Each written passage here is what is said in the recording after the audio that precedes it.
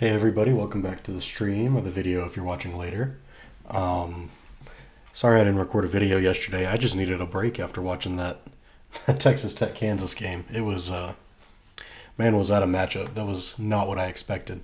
We had at Texas Tech our top two scorers in TJ Shannon and McCullough, I think, combined for a 2 for 20 shooting night, which is atrocious.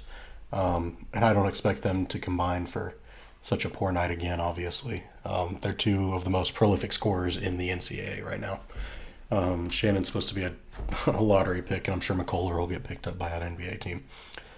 Yeah, Shannon shot 1 for 10, McCullough shot 1 for 11. But that being said, I don't think that we should criticize these kids. I mean, they're college kids after all, right? They're student athletes, and I mean, we saw McCullough and Shannon post yesterday that they were getting death threats and stuff from people, and it's kind of sad to see. I don't know if it was Tech fans or people pretending to be Tech fans, but either way, they're obviously not a fan if they're doing that to the players. I'm going to talk about Bryson Williams. Bryson Williams shot 14 for 19 and 4 for 4 from the 3-point line for 33 points. Dude could not be stopped. And the only reason that Kansas was still in the game was Agbaji combined. He shot 13 for 23, so not as efficient, obviously, but 7 for 12 from the 3-point line and had 37. He hit some incredible shots, including the final 3-pointer to send the game to overtime. I mean, he was probably 4 or 5 feet behind the 3-point line and shot it over two Tech guys, almost fading away, and just drained it. And he almost did it again in overtime. It hit off the back of the rim. It was crazy close. The kid's a walking bucket, it seems like. And I think he'll be a really good. He might have solidified himself as a lottery pick in this one game. But yeah, Tech went to double overtime against Kansas in Lawrence at Allen Fieldhouse, which is probably the toughest place to play in college. And I fully expected us to lose the game. I had not really much hope going in. People keep saying to win the Big 12, you just have to not get swept by anybody in a series because you play them both at home and away. And so we beat Kansas here in Lubbock, and we made it a hell of a game in Kansas. Like I said, our two best players having their worst shooting performances probably of their career. But they did learn a lot, it seemed like. Shannon probably learned not to be taking those kinds of threes when you're not feeling it. He played very important defense and hit 3 clutch free throws to keep us in the game in overtimes and stuff. He went 1 for 2 at his first attempts, and then he shot 2 for 2 on his second to keep us in the game and put us ahead. And McCullough, even though he only made 1 shot in the entire night, had a clutch block in overtime to keep us in it to go to second overtime. Yeah, I mean, just all around, O'Banner hit a pretty clutch 3 towards the end of the game after going 0 for 2 the first half, feeling confident. And Warren hit one in the last 2 minutes of the game, too, before he fouled out. And then Malik Wilson had to fill in for him. Personally, I wasn't a fan of Adams' rotations in the game. Arms seemed to be in his doghouse, only getting 11 minutes after averaging, I think, around 20 every other Big 12 game. And he's been a key contributor.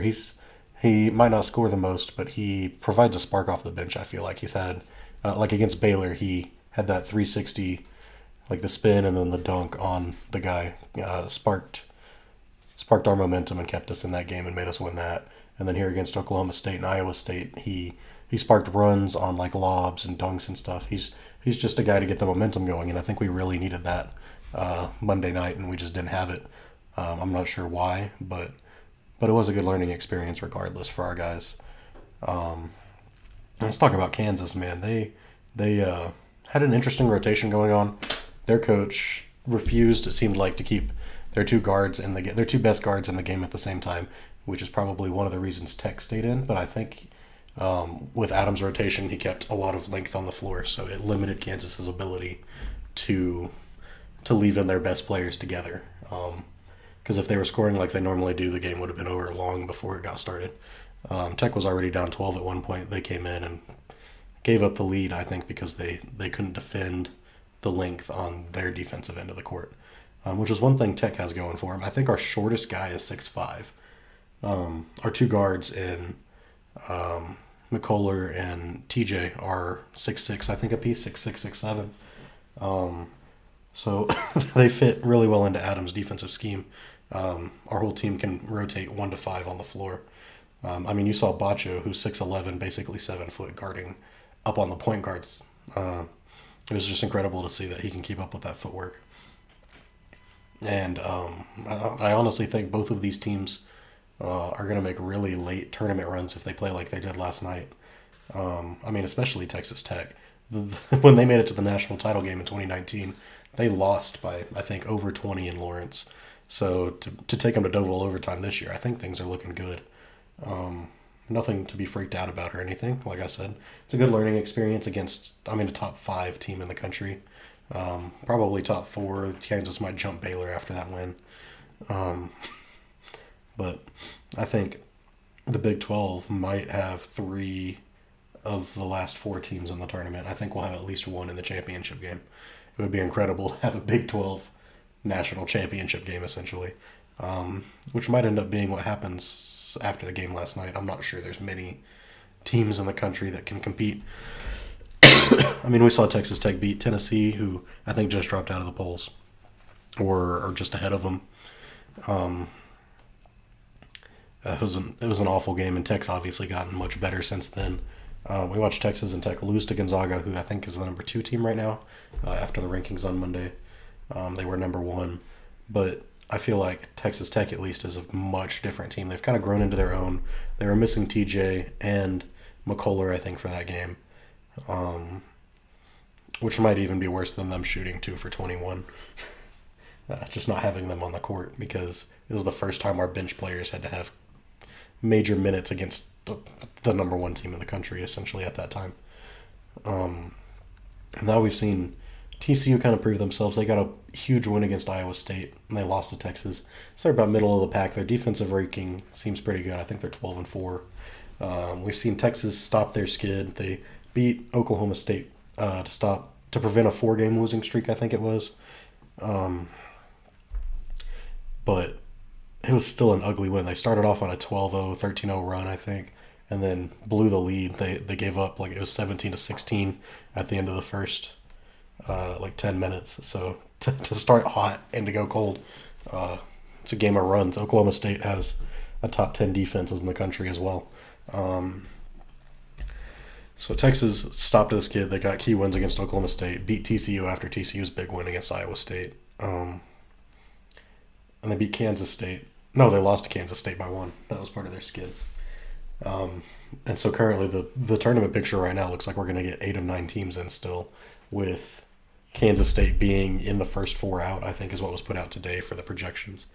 So we just need a couple more teams to fall out of the bracket by the end of the season, and the Big 12 teams to keep beating up on each other.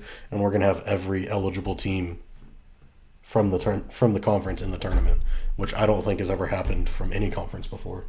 As good as some of these teams like the Big East have been in the past. Or the ACC in 2019, I think they had 7 in of their 9 eligible teams. So there's a lot to look forward to. Texas Tech gets to play, or the whole Big 12 gets to play in their SEC matchups this week, so we'll see some pretty good ones. We'll see Tech play Mississippi State on Saturday, who just went to overtime with Kentucky. A really great program, has been for years. So I think we'll get tested at home, but it'll be a good game, and I fully expect us to win that one. And maybe it'll be a nice break from Big 12 play. We'll finally get to see where the SEC, a pretty good conference with teams like Auburn, who's number 1 right now, Kentucky, who's top 15, Alabama, who's been pretty good, LSU, who I think still has the best defense in the country, rating-wise, adjusted defense rating. We'll get to see how they match up against the consensus best conference this weekend. Yeah, that's really all I have to talk about. I think we're going to be seeing Tech or Kansas if they get hot, kind of like they did last night. We watched Tech play an awful game, go to double overtime against one of the best teams in the country. And we watched Kansas play a pretty decent game, at their home. And we've just been able to see that defense travels, and most teams in the Big 12, I think, are top 25 in defensive rating, with the exception of, West Virginia probably, but they're top ratings on the boards and offensive rebounds, so kind of makes up for it. Um, and Baylor, I think they're right outside the top 25, but they have a top 25, top 10 scoring offense, so they're prolific all around. So the Big 12 is a scary conference. It doesn't look like anybody wants to play against them. I know the Big 10 teams will complain, but we've seen a couple of them fall, like Michigan State last night. Yeah, just look for any of them, whether it's Texas Tech or Kansas or Baylor or maybe even Texas, or TCU, Kansas State if they get in West Virginia. Any of them can go on runs. Um, they're pretty incredible teams all around. I mean, like the lowest of the pack would be Kansas State, who beat Tech by 10, beat Texas in Austin.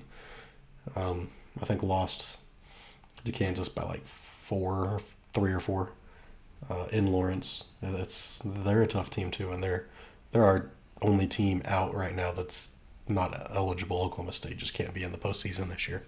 But yeah, for us to beat up on each other, I'm not sure if we're skilled or if we're kind of like the SEC of basketball, where in football the SEC beats up on each other every year and kind of boost each other's rankings and statistics and stuff. So we'll end up seeing that this weekend. I really look forward to the matchups, and I'll talk to you guys later.